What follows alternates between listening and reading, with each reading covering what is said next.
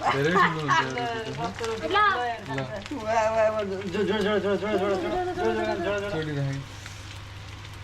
झन् फिटाइदिनु आइबिन झन्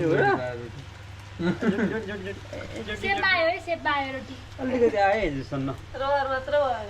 आयो खान्छ आयो यो हो नि त लाइन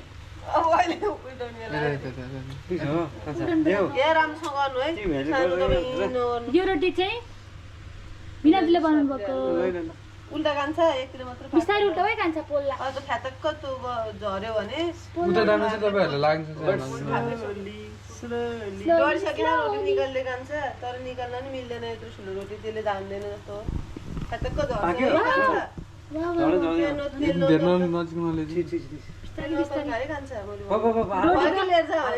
रोटी त सुकुटी जस्तो डढी पनि रहेको छ we are still trying our best but practice makes a person perfect so हामी चाहिँ पर्फेक्सनमा जाँदैछौँ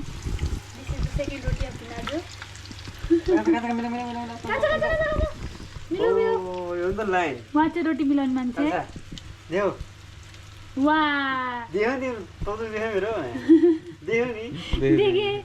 सबैले देख्नुभयो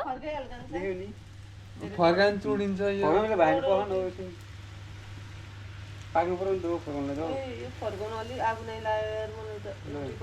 त्यो भएर नजिक नआउनु भनेको नबसेर कहाँ जानु त पिठो लिने मान्छे जानु उता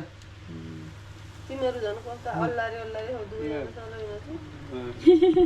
दिललाई टेन्सन भइरहेको छ यहाँ तेलले पोल्छ म यहाँ ब्लगर गर्ल कहाँ निकाल्नु डढ्यो कान्छो डढ्यो कान्छ तेल तर्काउनु नला त ठ्याक्क झर्दैन अलि यो पातलो भएर पिठो होइन अन्त त्यो ठ्याक्कै उब्दैन भएको छ होइन के पातलो भएर यस्तो रोटी पनि चल्छ हौ कति राम्रो भएको एकदम भेरी राम्रो स्टप है म एउटा नयाँ भिडियो बनाउँछु